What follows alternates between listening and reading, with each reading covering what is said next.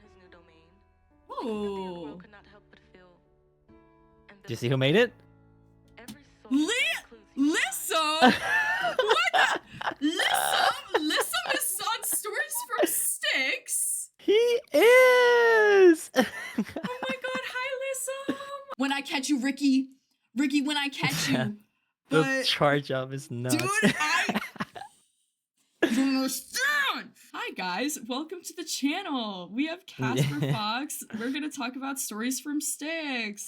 I'm a musician and a analysis YouTuber. Most people will probably know me from either Stories from Styx or my breakdown videos I do either on my own channel or with Mortius, most famously, obviously, Epic. Yeah, we also did Hamilton, Book of Mormon, Ruby, stuff like that. Congratulations. Oh Thank my you. god. This has been a while in the making and it popped out and it popped off really quick. Holy It was very well received, which is nice.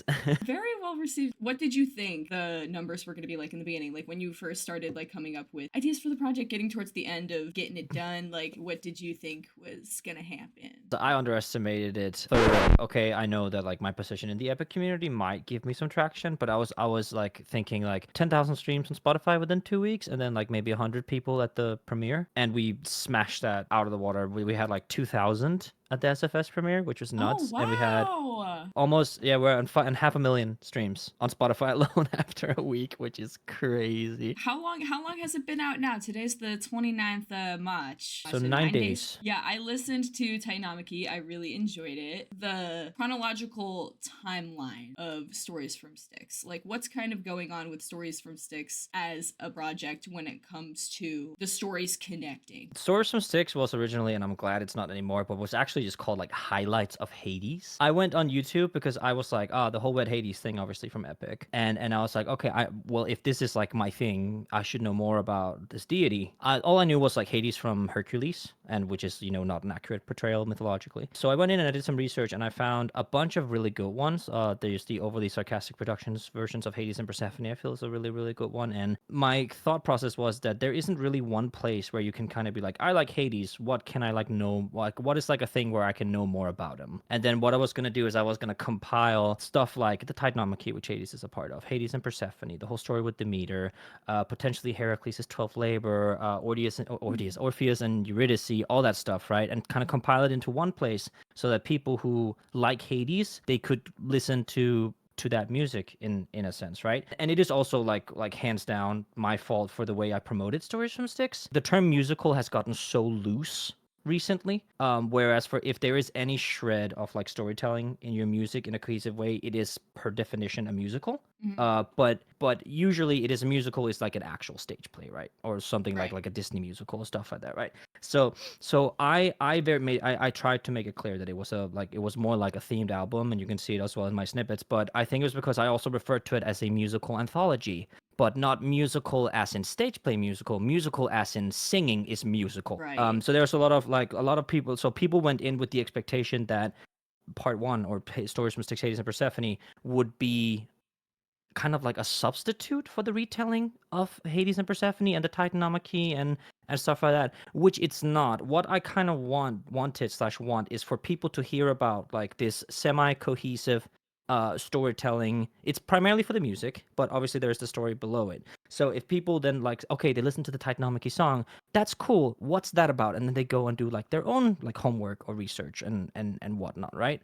So that's why it leans way more towards the themed album concept, and that's also very evident like in the mixing and in the music approach, and also with future stuff we got planned for Stories from Styx is also going to be more evident. But live and learn. Because Stories from Styx is a project that comes out in installments, you kind of have like the privilege of being able to build off of everything that everybody says as the different parts come out. Yeah. Going into my mind palace for a second, guys. let me. Because I was under the impression that Stories from Styx was sung all the way through, or that like it would maybe have some kind of book in between. The most accurate description of it is themed album. It's essentially because I'm taking elements from things that I've seen.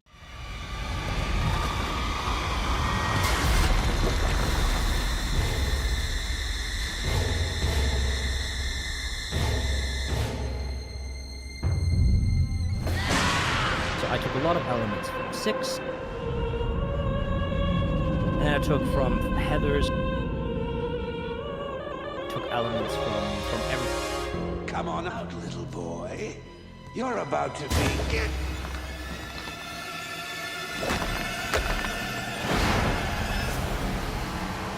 I took some elements from Epic, but mostly just in the visual aspect. Because when I started this project, I sent an email to Jay, Jorge, and the business manager of Epic, and was like, "Hey, I kind of want to see if I can do this like visual aspect that you guys have done for Epic. Is that like is that something you guys would mind? Is there any like copyright to it?" And they just sent me an email by like, "No, like your project sounds great, and you can hire whoever you want. We have no animators on the contract. Yada yada yada. Best of luck."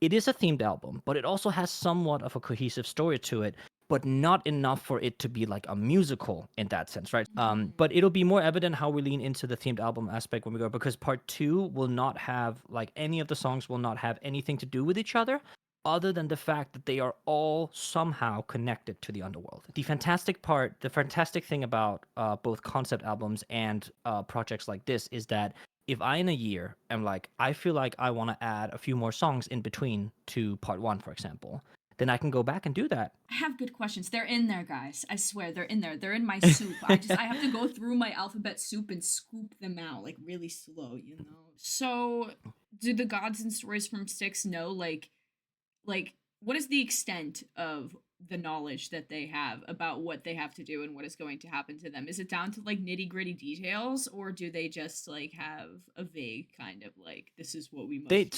So for example, like let's say that Zeus and the others know that they're going to defeat Kronos. They don't know how. They just know they will. In that sense, right? Yeah. They also know that in 1,000 years, some random Danish dude is going to write a song about it, like in that sense, right? So to that extent, but they won't know like that rock is going to be exactly at this location at this minute when we're fighting Kronos. In that sense. Yeah. Okay, I kind of figured. No, because that gives them the space to have those kinds of feelings that you are saying that they are wrestling with. I don't think YouTube even knows how I know you, or who I am, or what even happened. And like a lot of people are kind of really confused. Hi, I'm Meadow Angel. I had a viral meme in the Epic fandom. We don't really talk about said viral meme anymore, but I met Casper Fox and Mortius Musical Reactions, as well as many of our other friends, through this viral meme. And I kind of got yoinked into the Epic community like very fast. And it was the summer that Thunder Saga came out. But I fell in love with you guys. I never freaking left. And I am so honored, happy, grateful to know the people that I do from this experience, and to even have the chance to like come on YouTube and like do, like, if you ask me when I was a kid if I would ever be doing this, like I would say nah. Like I literally would say nah. Right. So I've seen, so let me go over what I've seen. I've seen that little promotional clip that did you ever use shades in a promotional clip? I think that I've seen one that used it. I did. Gazing upon his new domain, Oh. the underworld could not help but feel. And Do you see who made it? every soul Lissum! What? Lissum is on Stories from Styx? He is! Oh my god, hi Lissum! Oh my gosh, your art looks so Dude. great. It's insane. Like because I knew Lism was like good at this shit, but oh my This god, is did I not know how good. Beautiful. But that's insane. Liam, you did such an incredible Nuts. job with this background. So this is the underworld, like this is like the That's it. So the king of the underworld could not help but feel ambivalence. Every soul that ambivalence. includes you and I Hmm. will someday rest within his domain.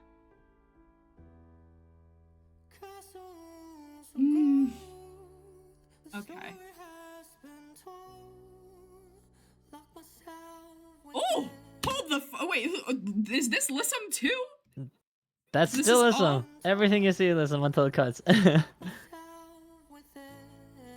What? That's crazy. Oh my god.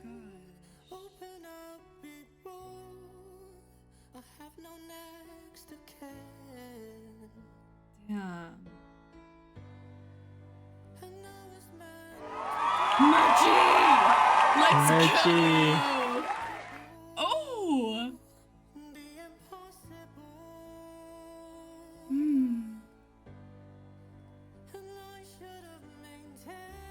Wow. It's crazy.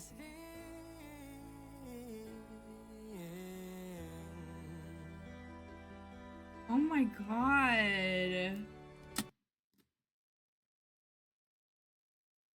Oh my god. What?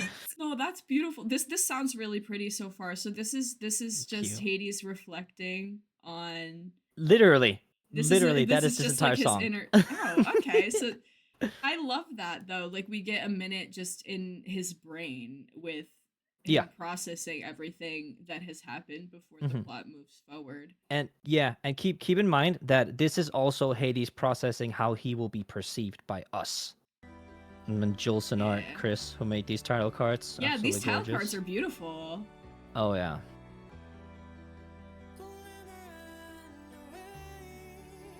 Ooh. Oh, this is gorgeous too. Ooh.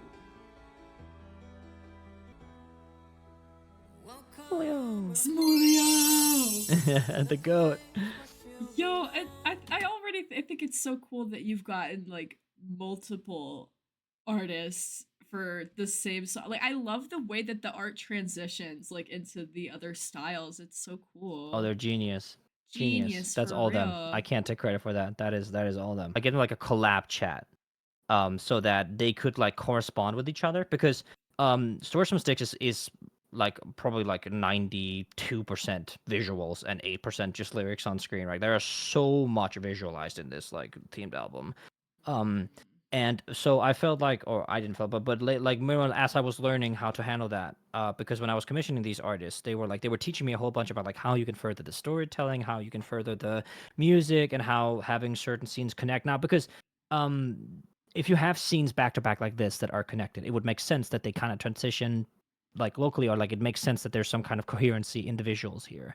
And they did that, and they corresponded with each other on the collab channel, so like they would send each other works in progresses and stuff like that, and then, like it's still active. They still like talk in there every now and then. It's really nice. That's all them, and the gorgeous like visual aspect that they provided for this musical. So I keep calling it a musical. It's not themed album. That this themed album is something I'm very very very grateful for. And if money allows, I really hope to bring everyone back for future installments.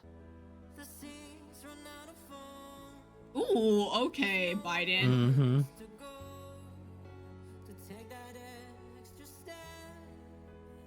Oh. Okay, hold on. Is he singing Yes. about Persephone? Yes. So you'll there'll be a lot more time, and then I think we will have this conversation about this. But the glimmer and away. So the glimmer is something I want you to really watch out for the future songs, like both audio wise, but also like lyrically. That glimmer, because that glimmer is Okay. something specific. But yes. So and again, this is Hades in on one hand lacking. He feels the underworld is empty. And then starts fantasizing about what it would be if it was not as empty, but also because he is omniscient, he knows that Persephone is going to come down and make it a little bit more lively. This song, Shades, was written before Stories from Styx and was then rewritten to fit into this, because I told you that I really wanted to use the melody and the tone, and the Sahara Storm, like the Sahara Storm she met, I really like that like lyric. I think it was like really cool. And how about, because it's this very specific problem that you can go, the majority of people will live their full life on Earth and never ever encounter like a Sahara storm, like a desert storm, right? So it's a very specific problem he's encountering, and then using the Sahara storm as like this really obscure metaphor for this very specific problem is something that I really really liked.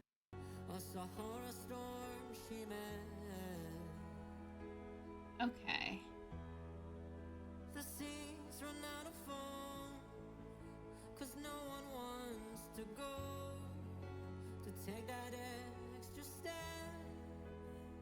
That's beautiful. Absolutely gorgeous.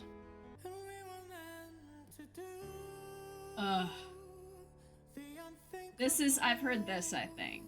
Mm. Stop it! Oh my god!